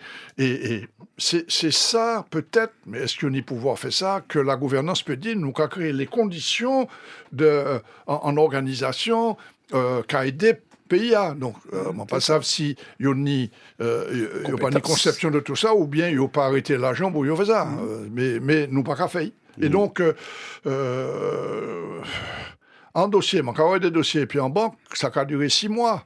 Puis d'autres dossiers, en 15 jours, tout le monde a fini. Mais ça dépend de mon qui est là aussi. Ça dépend de mon qui est aussi. Et donc, maintenant, l'économie a nous te connaître dans les années 20, 30, 40, avant la départementalisation. Et maintenant, ça a changé. Moi, ça a fait 55 ans, j'ai regardé ça. Moi, des gens, nous vous parlez tout à l'heure de Émile Eadi, qui fait un livre, Émile Bougenot. Ah ouais, ça c'est il commençait, il fait, parce que c'est un admirateur de, en conférence, c'est un admirateur de Bougenot. Oui. Bougenot était en monde, il était cavini de la Bourgogne, il était fait en école des arts et métiers en Bourgogne, et c'était un ingénieur qui était connaître, ça, il était ni pour faire. Mais, Eadi commençait par dire, mais au début du XXe siècle, ça qui est chef d'entreprise là en Martinique, qui nie le plus de représentation, le plus de pouvoir, le plus de... etc. Et il dit, tout le bail était peut-être fait pour désigner Émile Bougenot, mais c'est pas Émile Bougenot qui a désigné, c'est Fernand Clerc. Pour qui ça? Parce que Fernand Clerc tenait en usine à sucre à Vivet, mais il tenait titre, il tenait pourcentage en chaque usine à sucre, même en Guadeloupe. Et il était sénateur. Donc, alors que Bougenot, c'était un bout qui était timide, il pas l'épi politique, Fernand Clerc, c'était un sénateur, il tenait l'habitude. Il essayait de faire un accord, et puis la Gosilière, il faisait dénoncer ça. Donc, on connaît tout ça. Mais, il a dit, c'est Fernand Clerc. Mais on regardez Fernand Clerc, on dit, troisième génération après Fernand Clerc, on va avoir un bout qui ni Fernand Clerc, qui continue en entreprise. Ah oui, ou ni dans les établissements de Clerc? Ah ouais, non, mais pas ni. C'est-à-dire que, au fond, c'est pas un bagaille, la capacité à mener des affaires, c'est pas un bagaille qui est héréditaire. C'est un bagaille où ni ça ou bien pas ni ça. Ou un risque là ou bien pas un risque là. Et on dit des boucs, moi, mon cadeau ça. Mon client, il vient un jour, moi, il était commercial là dans le magasin. On a dit, ouais, il monte en petite entreprise. Il tenait 3 salariés, maman et madame, et puis il commençait comme ça. 25 ans après, mon regardé, il y a au moins une centaine d'entreprises. Ah ben bien. Mon a dit, mais qui monnaie ces bouglans, il a force fait tout ça. Ça n'a pas donné à tout le monde, ça. Ben oui. Ça n'a pas donné à tout le monde. Et monter porté mais c'est manqué, Jean-Louis peut-être pas ni ça. C'est en carte, on est au bureau, c'est toutes les distilleries de Martinique de 1939. Peut-être vous connaissez. Oui. Mon panier, un est fait par un géographe. C'est un gars des eaux et forêts, Monsieur Kervégan. Monsieur Kervégan, il notait 179 distilleries en 1939. 179. Il était 7. Regardez quel modèle économique là qui a changé. En 96, c'est Mougla Goumen, pouillonnier en appellation d'origine contrôlée. Ça a duré 40 ans, combat. Moun qui lance ces combats, yomo avant la fin du combat. C'est parce qu'il n'y a pas de télé en France, il n'y a pas de télé Banoussa, il n'y a pas de télé qui a dit non alcool ou trop, mais enfin, etc. Bon, dès moun de commencer le combat, yomo, il n'y a pas la fin, c'est Bourdillon qui finit le combat en 96. Ouais, Bourdillon. Mais Bourdillon, c'est l'ammonie, qui était pour péter l'ammonie. Ouais, BBS, Bourdillon, Belloni, associé. Successeur. Bourdillon, c'est un réunionnais aussi. Bourdillon, c'est des réunionnais. Ouais. Marseillais réunionnais. Et, qui ça nous a assisté? Puisque nous sommes en appellation. Ça a intéressé industriels hexagonal. Oui. On peut regarder aujourd'hui, on a 7 distilleries en Martinique. On a 2 groupes internationaux qui ont dirigé distillerie ici. C'est le groupe M. Jean-Pierre Caillard, c'est la COFEP, et puis le groupe Campari, qui est un Italien, qui a dirigé l'Harmonie Trois-Rivières. Oui. Oui. Vive de Gaulle. Vive de Gaulle. Et là, Caillard, c'est le plus gros distillateur de la Martinique et des Antilles. C'est le plus gros distillateur. Et puis, on y des frères Ayotte qu'il a, et puis on y des petits qui a essayé de survivre. C'est Nesson, au Carbet, et puis, dans moi, la favorite. Mais là, on est en distillerie. Et puis, résultat, ou qui m'en est, ou qui a sorti en bénéfice dans tout ça, banque là qui a crié derrière moi et tout ça. Et puis, les problèmes d'environnement, qui a dit, mais il faut qu'on mette en station, on y 3 millions d'euros d'investissement, on fait, mais mon de l'argent, on fait 3 millions d'euros d'investissement, il y aura tué moins net. Donc, tous ces mondes-là, au fur et à mesure, au vend, puisqu'il n'y a pas de moyens. Mais on regarde en Guadeloupe, qui pas ni l'appellation. Toutes ces distilleries, c'est encore famille Guadeloupe qui nie ça. Pas ni groupe international en Guadeloupe. C'est famille Boulogne, c'est famille, etc. Bon, pas connaître. Enfin, IP12, ça, c'est... Oui, peut-être mieux que moi. Mais, on croit faire en loi, on a un intérêt, hop, on croit, monde qui a venu de France avec beaucoup plus de moyens. Évidemment. Monsieur Caillard. Campari, quand même, c'est italien, c'est un gros bagaille. Mais bien sûr. Et distillerie qui changeait mais le plus en Martinique depuis 40 ans, c'est l'Harmonie. Oui. Il change au moins 5 fois de main. Donc, Trois-Rivières, c'est l'Harmonie. Mais pour qui ça? Pour qui c'est changement là? Pour qui 5 fois? Eh bien, on a plusieurs raisons. D'abord, par exemple, Trois-Rivières, c'est mon tennis ça. Il était trappé à un certain âge. Et il n'y a pas niche pour ça. Ça, on a fait. On est en société, ça a marché, on a vendu. Bourdillon, non, pas Bourdillon. C'est Martini qui rachetait Trois-Rivières. Martini rachetait Trois-Rivières. Mais Martini, au niveau international, c'est Bacardi qui rachetait Trois-Rivières. Bacardi Vénitia, il trouvait en distillerie agricole. Ça brûlait la main, parce qu'il a fait rhum industriel. Rhum agricole, ça n'a pas intéressé. Donc, mais il a acheté ça 6 mois après, il virait vendre.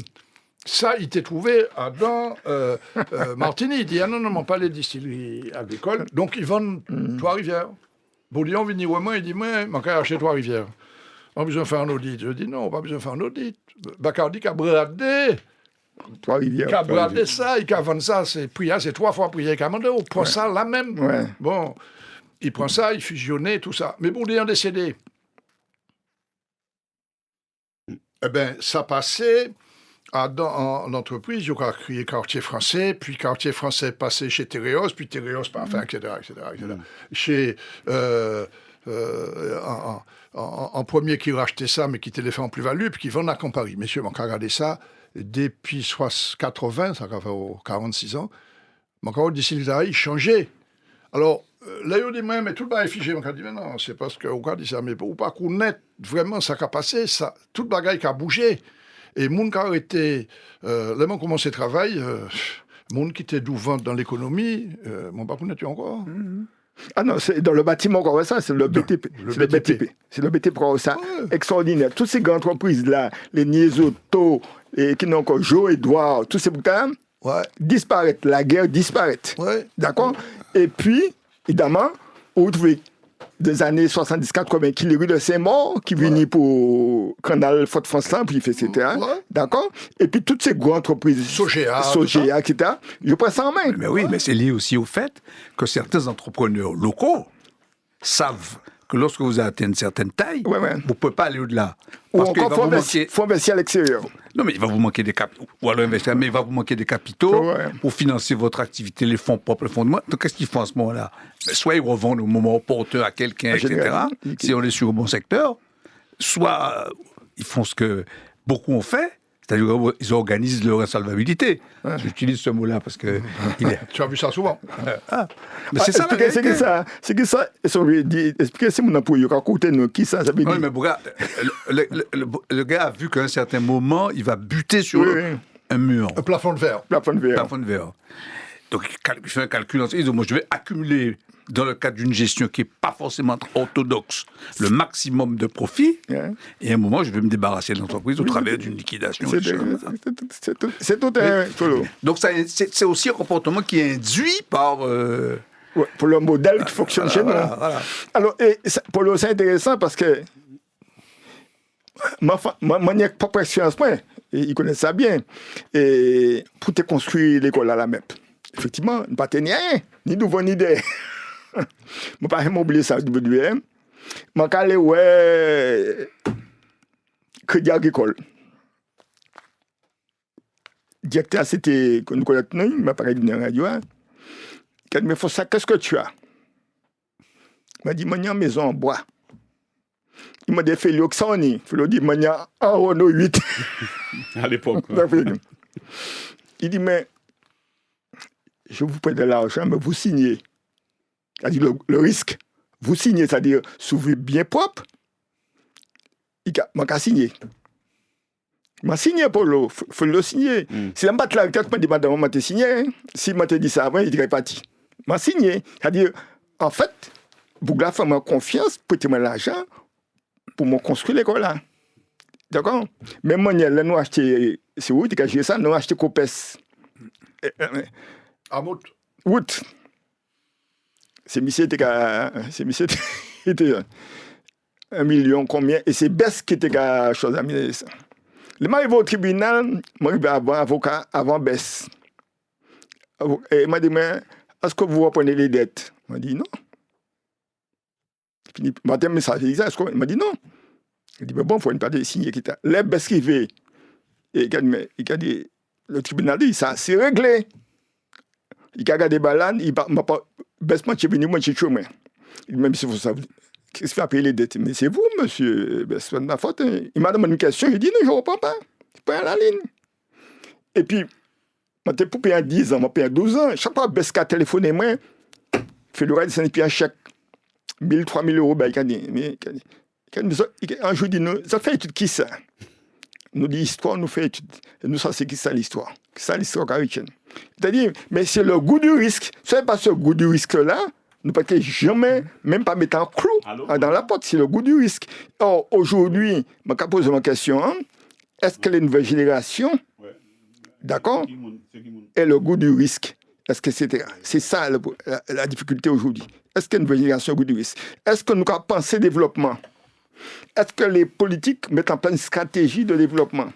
Est-ce qu'on a une possibilité de créer nous-mêmes un fonds de financement pour financer les entreprises? Or, que ceux qu'on connaît qui sont d'autres publics. Et c'est ça la base de la réflexion, de la discussion. Nous ni Daniel au téléphone. Rapidement, Daniel. Bel bonjour. Daniel. Tu m'entends? Oui. Oui, au commissaire au compte et puis à monsieur l'historien. Quand je vous entends parler, et je me souviens en 2009, il y a des cas du pays, c'est à nous. Alors, ça qui fait que nous, on la met derrière, parce que comme Paris, c'est Martinique, bon, c'est 2 usines, 2 distilleries, non, 2 distilleries. Alors, avec ça, nous, là, nous, peuple Martinique, alors, nous, on la met devant, la met derrière. Bon, bref, c'est la situation, hein. Mais, depuis très jeune, j'ai su qu'il n'y avait rien pour financer l'économie endogène de la Martinique. Très jeune, m'apprends ça. Parce que, quand je te parle de mon expérience personnelle, je m'ai 23 ans, je quitté la Martinique à travailler, je m'ai comme à livrer, à vendre l'hôtel, la cantine. Eh bien, j'avais un carnet. Radou ça puis qui fait véridique. Non, mais là où tu as vendu, qui m'ont dit, vous t'as vendu ou bien? Non, moi t'ai acheté en gros, puis après moi puis t'ai importé. Et puis moi vous prêté 100 000 francs pour me faire un chambre froide. Et bon marché. Parce que moi, j'ai tout qui était ingénieur frigoriste, de renseigner la froide, tout le monde. Il dit, bon, on va faire la chambre froide, et puis je vais trouver le groupe pour mettre là-dedans, tout ça. Moi, allé crédit social à l'époque, la rue Saint-Nier-Page. Moi, je dis, madame, là, prêtez-moi 100 000 francs. Parce que je suis en fond de roulement, parce que l'aura livré à l'hôtel, il va payer tout de suite. Voilà, au cas où ceci va arriver tout de suite. Je m'explique, et puis en cours véridique de l'économie du pays. Donc, réel. Et puis, réel. Je te dis la vie pratique. La vie pratique.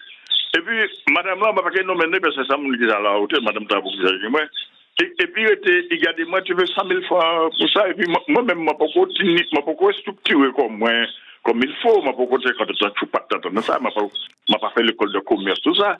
Après, tu veux 100 000 francs, je n'ai pas ni business, pour un bâtiment, c'est bien ça là. Et puis, ça, c'est quand on est au dernier à l'époque, pas des affaires ordinaires, tout ça. Et puis, madame a dit, vous avez 100 000 francs. Madame, tu as besoin de 100 000 francs. Alors, ça a fait 15 000 euros aujourd'hui. Madame, quittez-moi là. Et j'ai l'autre goût, madame, et puis, on regarde la personne qui vient me demander 100 000 francs. On regarde la personne qui vient me demander 100 000 francs. C'était ça. Après, il va te gagner 100 000, il va te gagner 10 millions. Ouais. Il te gagne 10 millions. On regarde la personne. Et puis, je suis en lien, je suis à Ville-Paix. En tout cas, je suis 23 ans. Madame a dit, et puis ça, il m'a finalement, je vais t'apporter 25 000 francs, 2,5 millions, 25 000 francs, et puis tu vas voir ce que tu vas faire. Il faut te mettre 25 000 francs. Moi, ouvert un compte crédit à l'école, la rue Cherchel le matin, à des noms crédit à l'école là. Et puis, moi, prendre tout l'argent à maintenir le crédit social là, je prends tout ça, je prends 25 000 francs et puis je dis que j'en ai. Et puis je vais rembourser en centimes. Sans bandit. Non, mais tu sais, ça t'enrage. Ça t'enrage. Et c'est pourquoi, papa, moi, dans les années 60, j'ai créé la coopérative rurale du Gaumont, et puis j'ai au moins 800 membres, et puis il était les concurrents qu'on la crédit artisanal. Ouais. Parce que, et voilà, n'est-il pas, et pourquoi toutes ces structures de financement sont parties, sont été adossées à c'est pourquoi ça? Ouais. Et puis, je dis, l'économie endogène n'a jamais intéressé les directeurs de banque. Ça, c'était plutôt l'autre fonctionnaire, là où tu acceptes, ou tu peut-être recevable. Bon, merci. Puis beaucoup, j'avoue, très intéressante émission. Non, mais on est en bas pour l'eau. Nous pouvons dire, c'est que Martinique ni épargne, quand déposé épargne, en banque là. Donc là, ni épargne Jean-Louis, épargne Polo, épargne Alain, épargne May, qui a touché. Et puis, qui a utilisé épargne pour y prêter l'argent, puisque c'est comme ça. Mais il n'y a plus épargne que celle qui a prêté. Et donc, nous avons viré une épargne Martinique qui a parti en France pour financer le projet en France. Ouais, ça. Donc, ça c'est un bagage qui n'est pas normal non plus. Et nous dit non, nous n'y épargne. Alors, obligé, toutes ces banques-là dans le monde, au moins l'OCDE, ils ont réglé, et puis des règles précises, ou pas qu'à faire n'importe qui ça. Nous, on pas dit nous judiciariser, nous disons judiciariser, il faut chercher contentieux de tous côtés. Mais les règles, ils mettaient en les nous, manquait ça. Manquait ça. Là, on commence le travail. Quand le travail là, t'es comme ça, mais on y 5 tomes. Donc, si vous pas structuré, et puis en l'autre bas, il dit, il a emprunté 100 000 francs. Il m'a dit, oui, mais on ça dans l'entreprise de bâtiment. Il allait, il fait 2 chantiers, il demandait un décompte pour démarrer le chantier, avant ce démarrage. La semaine d'après, nous avons trouvé, il a acheté un Mercedes. Aïe. Donc, il trappait en l'argent. Il allait dans l'auto, il était besoin d'acheter un bel auto, il a acheté un bel auto, mais l'avance de démarrage, c'était pour financer les travaux. Les chantiers. Et puis 3 ans après, mon gars passé dans la caille but, mon gars trouvé, il magasinait là. J'ai dit, mais qu'est-ce qu'on fait l'entreprise là? Ah non, l'entreprise là fait mais c'est où qu'il fait mais? Si vous t'es géré comme fourmi, ben, il était là toujours, mais si vous avez géré comme cigale, l'entreprise là fait mais. José, ça arrivait, moi, hein. Comme un petit bâtiment fait, mais t'es pas entreprise. Et vous arrivez, ma premier compte là, 15%. D'accord? 3 semaines après, vous arrivez, et puis un Peugeot V8, V6 là. Et ces boucles les chantiers, il n'y a pas ni outils, pas ni travail. Je regarde les boucles. Je dis, boucles sont fait moi dans l'école qui arrive. Il n'y a pas besoin d'inquiéter quoi. Si vous avez pratiquement 3 semaines sans ni bail là. Après ça, quand ça s'engage là, premier chantier, m'a arrêté ça clique. Mais ouais, monsieur Frati, père. Monsieur Fonsa, il m'a.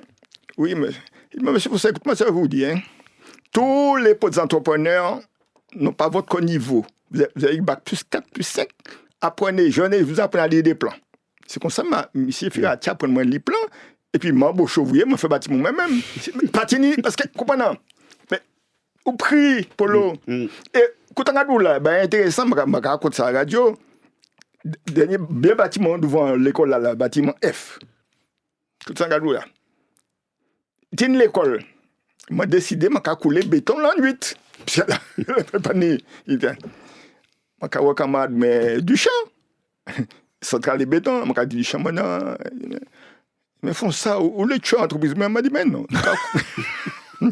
M'a dit m'a couler la nuit du champ à partir de 19h jusqu'à 23h. Et chaque dalle en PPB, c'est 450 mètres cubes de béton. Regardez ça qu'a fait. Il dit mais il ne peut pas les calculer. Je dis, mais dans du champ, je demandé à Elisabeth qui était comptable, qui prie ou pas. Moi, je regarde le bagage. Je dis, 4 étages, qui coulé comme ça. Sous les marchés, je prie en qui pose. Mais il faut que couler, moi. Moi, je dis, chaque million peut couler. On est central de barrières, on est central de béton. Pas porter dans l'usine. Tu vois, il dit, mais on va prendre bagage. Je dis, bah, tu es ensemble, il y a une bolle dans le cabane, tu ne dois pas parler. Tu ne dois pas parler. Et tu as dans le même cabane, non? Non, je sais pas ça bien, c'est bien. Et puis, il me faut ça, je vais couler. Je dis, mais non, c'est pas bon, je vais aller ailleurs, tu es bon, je prie. Il dit, mais non, il a dit trop.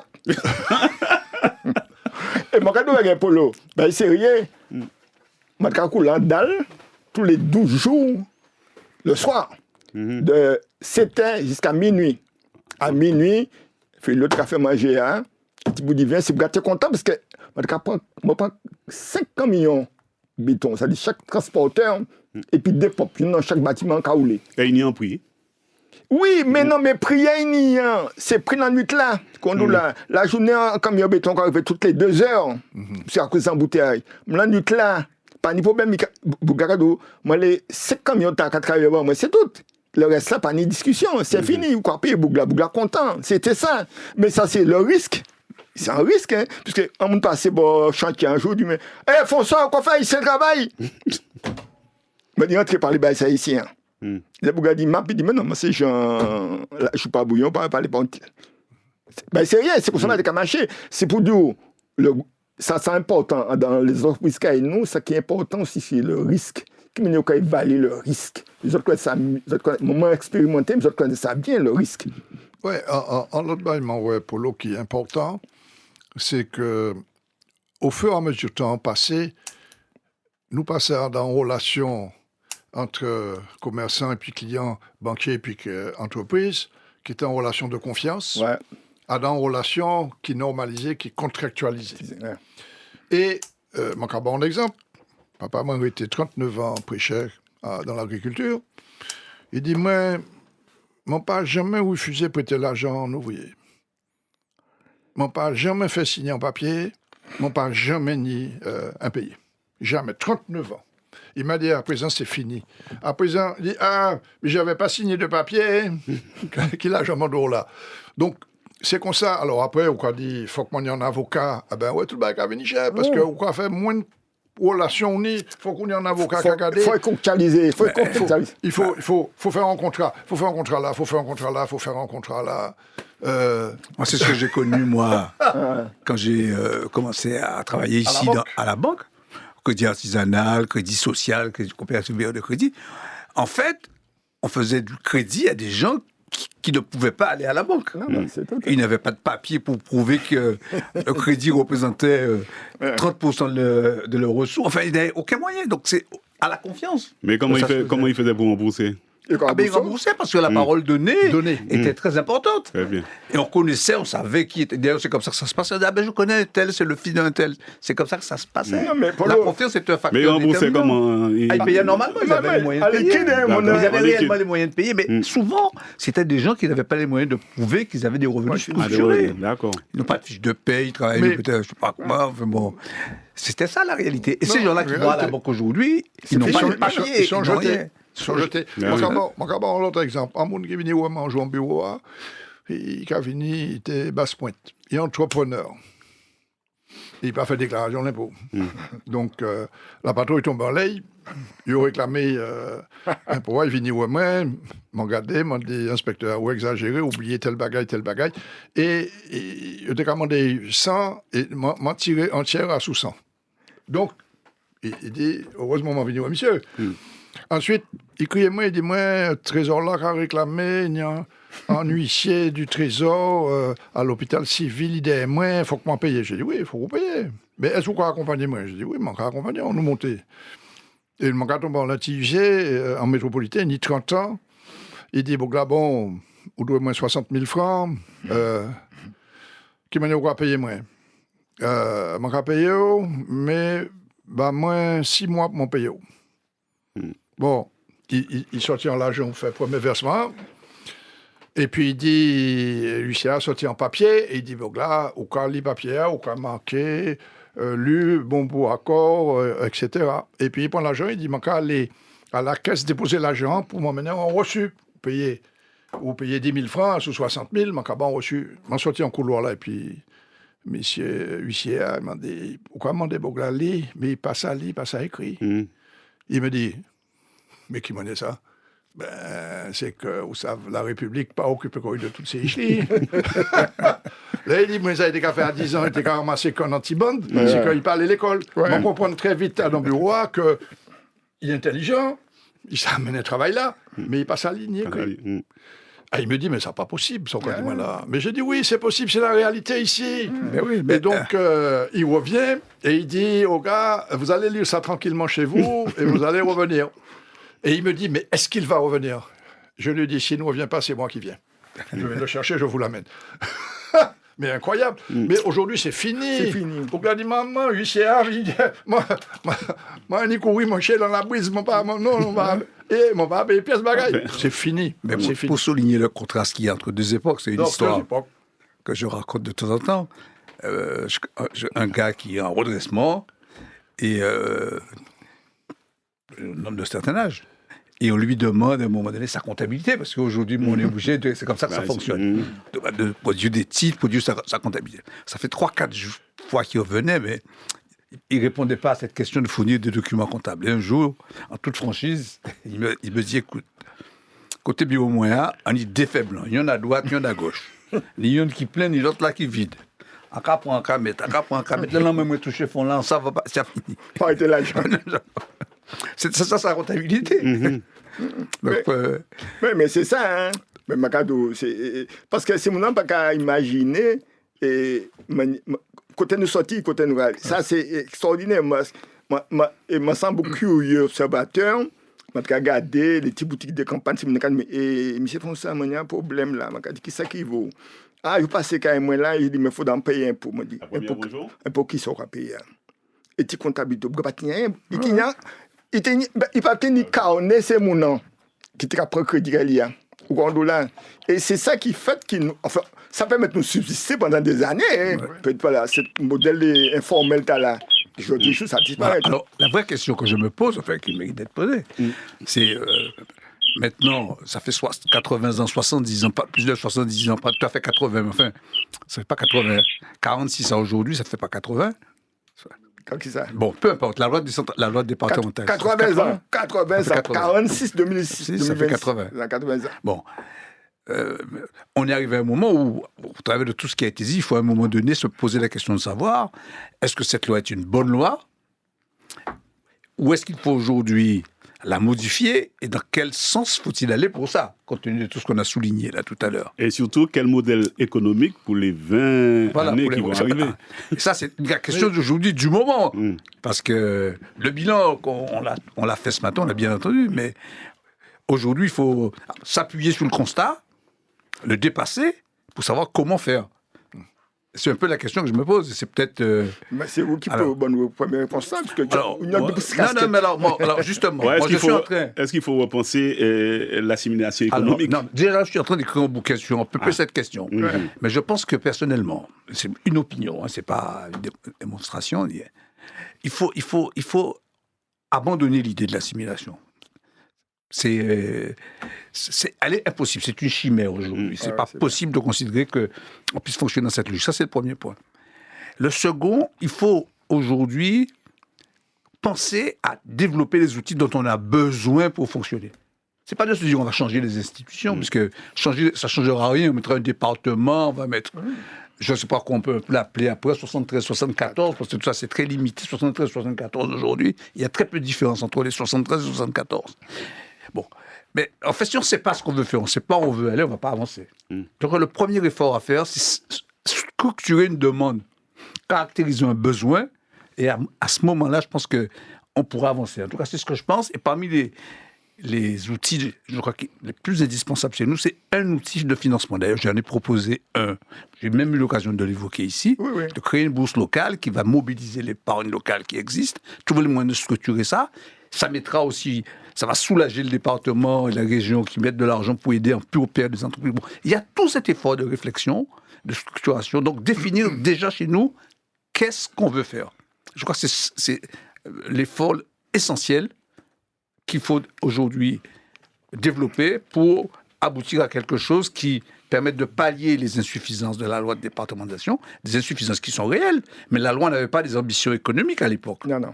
Et aujourd'hui, il faut définir notre besoin et peut-être proposer des aménagements qui permettraient de répondre aux attentes de tout le monde. Parce qu'il n'y a personne aujourd'hui qui soutienne complètement l'idée que cette loi de départementation aujourd'hui est une loi achevée et qu'il faille la maintenir dans son état. Il boot. Vous avez quelque chose? Daniel, rapidement avant de boot. Daniel, fais vite. Je vais demander à vous, est-ce que vous pouvez expliquer à la Martinique comment ça a été amené à la disparition de coopératives de crédit, telles que Crédit Artisanal, parce que je viens d'entendre un participant dire qu'il a été Crédit Artisanal, la disparition de toutes ces coopératives de crédit, Crédit Artisanal, Crédit Social, tous ces machins-là. Parce que mon père m'en a expliqué un peu, et que Sundorum, Stéphane Tekadimouin, en fois la Kaili, et Padra Tekadimouin, pas inviter moi à l'Assemblée Générale. Parce que les parents me venir là, parce que le culture, c'est en fait. Mais mon père m'a toujours dit. Pour côté papa ou? Bref, non, on va pas finir ça qu'a dit. Parce que tu dis, moi, il y a la Martinique, et puis, bagaille, ça l'a eu fait, passer ça, et puis crédit mutuel, ceci, cela, tout bien. Alors, vous, monsieur le commissaire au compte, le monsieur ancien de l'école, le monsieur l'historien, pouvez-vous donner une explication à la Martinique? Parce que nous ne l'avons jamais eu. Attends, nous allons faire une deuxième émission, là, ça, parce que il a qu'à venir, mon cas téléphoné. Moi, je dit deux, la gars.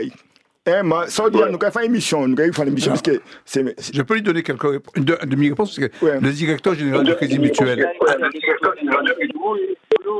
Le directeur général du Crédit Mutuel à l'époque, c'est moi. Et c'est moi qui ai installé le Crédit Mutuel ici, pas en lieu et place, mais des coopératives. En fait, ce qui s'est passé à l'époque, c'est qu'il y a une loi qui a été votée, une loi en 1984, ouais, exactement. Qui a décidé de plusieurs problèmes. Déjà, augmenter l'intensité de capital, augmenter le niveau de capital des banques. D'ailleurs, le Crédit Martiniquais a été victime un peu de cette politique-là. On a Jacqueline, rapidement, par rapport à ça. Jacqueline, c'est ça? Pas Jacqueline, Catherine. Ah, autant pour moi, Catherine. Oui. On vous écoute, Catherine, rapidement. Alors, je peux parler. Alors, j'ai travaillé dessus. Sur quoi? À l'intérieur d'une coopérative qui s'appelait la COPGA. En fait, il y avait plusieurs coopératives et quand le Crédit Mutuel est arrivé, il y a certains pans de l'activité de cette petite coopérative de crédit qu'il n'a pas récupéré, notamment la partie garantie. Donc, on s'est retrouvé avec des personnes qui avaient sollicité des emprunts par l'intermédiaire de cette petite structure. Et ça a été toute une histoire pour pouvoir récupérer. Parfois, il y en avait qui ne payaient pas.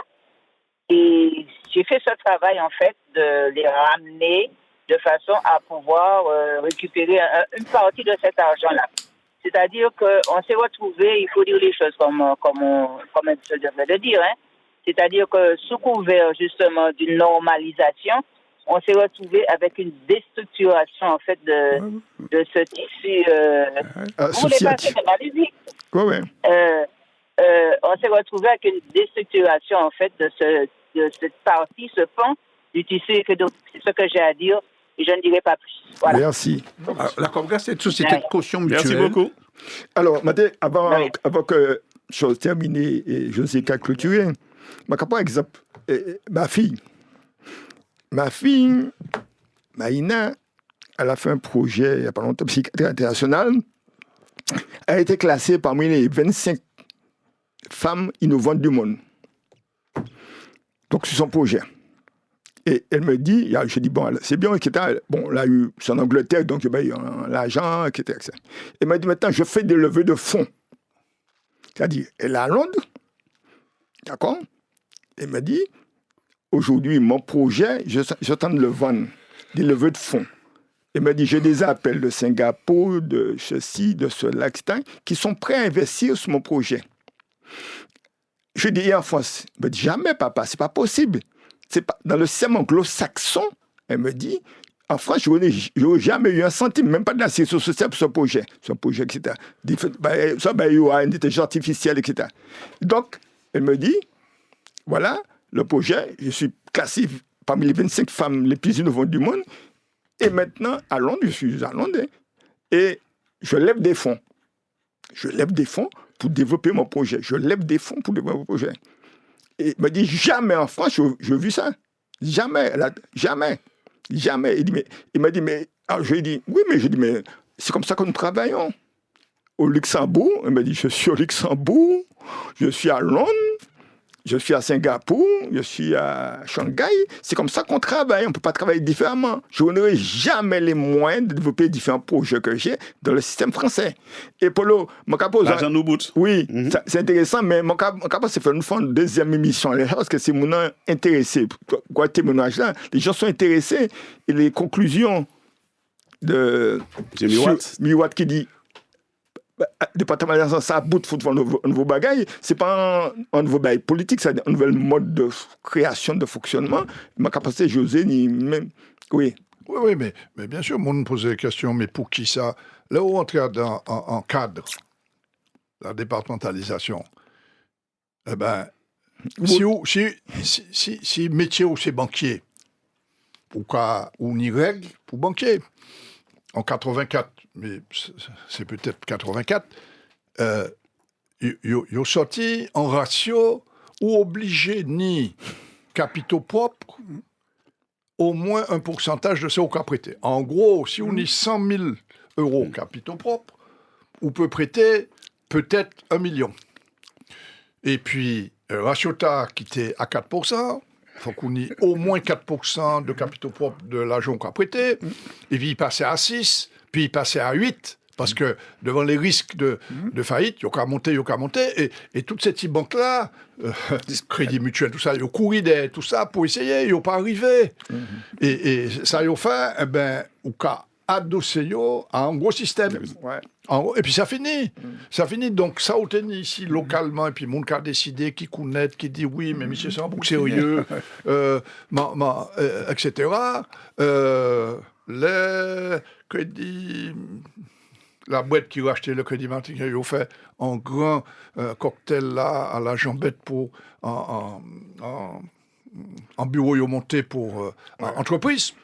Et le directeur a fait un discours et il fait un jeu de mots. Il dit, nous créons ici une banque de proximité, nous finissons, et puis une banque de promiscuité. Et puis là, nous avons dit, mais non, mais pour qui? La vérité. Voilà. Mais il y a une dimension du problème qu'on n'a pas évoquée, mais un jour, il faudra le faire. Rapidement. Ouais. Oui, non, mais je ne vais pas abuser des instants ici. C'est la dimension, j'allais dire, un peu psychologique des effets de la loi culturelle. C'est ça. Puisque il y a une dimension qu'il faut développer par un autre moment, mais qui s'appelle, moi j'appelle la déresponsabilisation de l'élite locale. C'est-à-dire qu'aujourd'hui, l'élite émet sur la situation, sur un certain nombre de choses, un certain nombre d'opinions, elles ne seront pas crédibles tant qu'elles n'ont pas reçu ce que les juristes appellent l'exéquatur de quelqu'un qui est venu de métropole pour vous dire que ça, ah oui, bon. Ouais, mais là, je continue, puisque dans la salle, on est resté un peu surpris, et là, il y a un gars qui a pris la parole, je ne le connaissais pas, il était devant moi en costard-cravate, et j'ai su après qu'il s'appelait M. Cordémy. Ouais. Quel était son prénom? Ouais, il était adjoint de Césaire. Il était adjoint de Césaire. Et il a dit, monsieur, je ne peux pas vous laisser dire ça. Parce que moi, je suis commerçant. J'ai eu des problèmes dans mon commerce. Une seule personne m'a aidé, a compris les problèmes que j'avais. C'était le directeur de Crédit Martiniquais, M. Pierre Michaud.